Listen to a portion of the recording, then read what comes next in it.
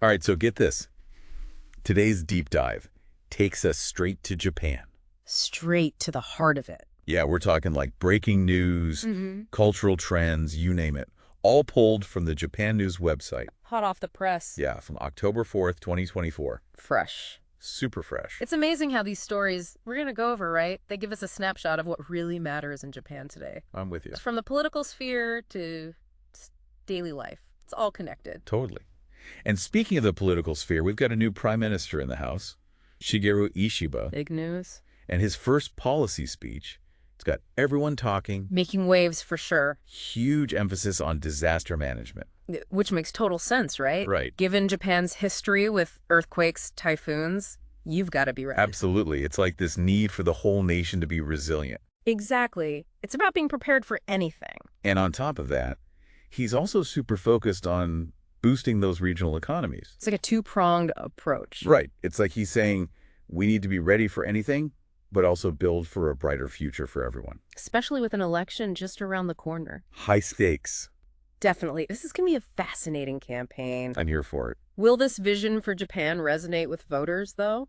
That's the million-dollar question. We'll have to wait and see. All right, well, let's shift gears from the world of politics to, well, a different kind of arena, Okay. academia. Gotcha. Things are heating up at the University of Ryukyus Oh. with an alleged bribery scandal. Now this is juicy. Okay, so allegedly a corporate executive got a little too generous with a donation to the university. How generous are we talking? We're talking 3 million yen generous.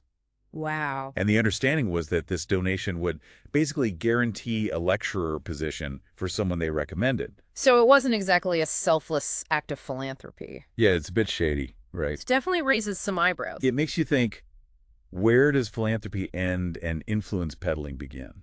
It's a slippery slope, for sure. This whole thing really highlights the sometimes complicated relationship between academia and corporate interests. Absolutely. And to their credit, the University of Ryukyus is taking this very seriously. They're doing a full investigation. Transparency is key. 100%. Okay, so from questionable donations, let's jump into the fast-paced world of cryptocurrency. I'm ready.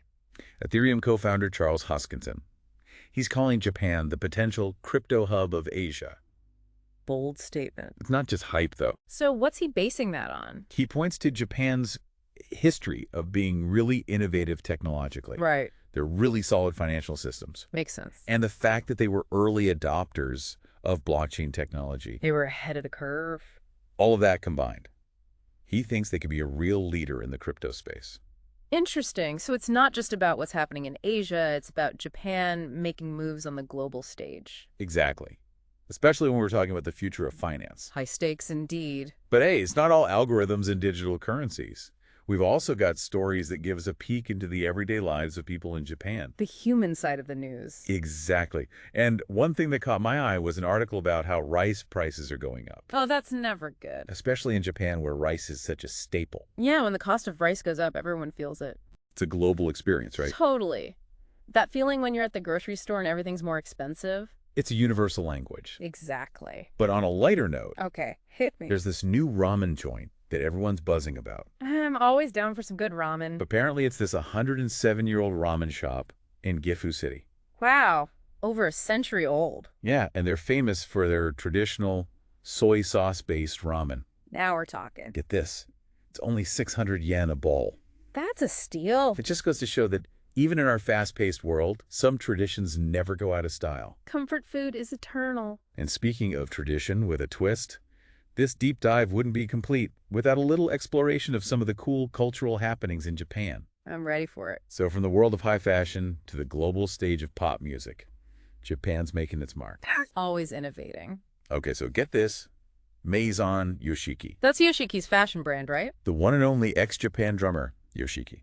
The legend. They just debuted their collection in Paris, Paris Fashion Week. with a show near the Eiffel Tower, no less. Talk about a power move. Talk about making a statement. Iconic And move. speaking of iconic, remember AKB48? Of course. One of Japan's most legendary idol groups. Well, they've gone and launched a brand new sister group, Oh, really? ALP48, Catch. in Malaysia. Wow, so they're taking their music global. World domination. It's amazing to see the reach of Japanese pop culture. It's everywhere. And then on a more local level, Get? Hakuba Village is doing something super cool. Tell me more. They've implemented this program where tourists can buy gacha capsules. Gacha capsules. Those were everywhere in Japan. Yeah, exactly. And for Mhm. 500 yen, you get a capsule that contains a unique experience. What kind of experiences are we talking about? It could be anything from a discount at a local restaurant to a free pottery class to a guided tour of a hidden gem in the village. So it's like a fun, interactive way to connect with local businesses and traditions. Exactly. And it's a win-win. That's amazing. What a great way to promote tourism and cultural exchange at the same time. Brilliant.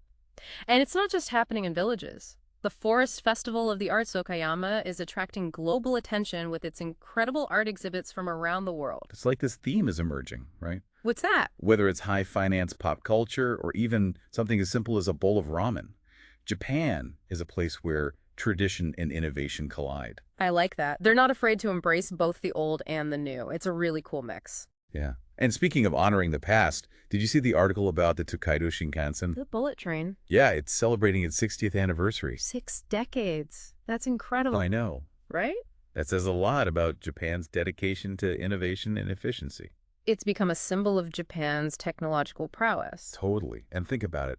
Over 7 billion passengers have ridden the Tokaido Shinkansen. That's mind-boggling. Talk about a smooth ride. Well, speaking of smooth rides, Oh, no. not every train journey goes so well. Yeah, what happened? The Asumi Railway actually derailed in Chiba Prefecture. Oh, no. Was anyone hurt? Thankfully, no, but it does make you think. About safety and maintenance. Exactly. Even with the most advanced systems, things can still happen. So true. Which actually brings us to another topic that's often in the news. Japan's aging population. Right, a big challenge for Japan. The Yomiuri Shimbun ran an editorial about it. And they say. They're saying that the government really needs to step up and make people feel confident in the social security system. I mean, it's a major concern, especially since Japan has one of the oldest populations in the world. For sure. It's a complex issue with no easy answers. Definitely. But as Japan keeps advancing technologically and economically, they've got to find ways to support their aging population. Absolutely. Okay, but you know what's not complicated? What's that? Shohei Ohtani's performance on the baseball field. Oh, yeah.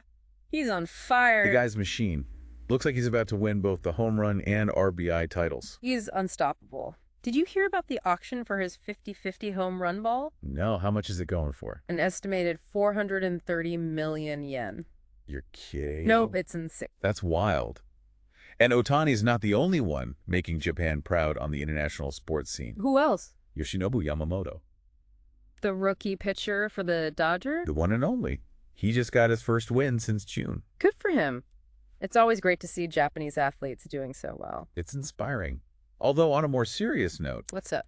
this escalating conflict in the Middle East, it's a reminder that there are some really big problems out there. Problems that need global cooperation. Absolutely. Yeah, And the G7 condemning Iran's missile attacks on Israel, that's a big It's- deal. yeah. The G7 carries a lot of weight in the world. For sure. And speaking of international relations, Okay. what's going on with Japan and South Korea?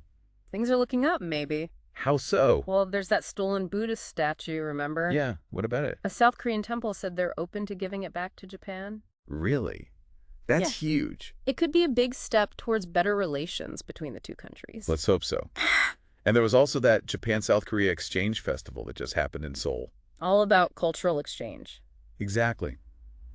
Little things like that can go a long way. I agree. It's about building bridges. It's great to see those two countries maybe putting the past behind them. Yeah. Hopefully this is a sign of things to come. Speaking of signs, Okay. let's talk about the environment.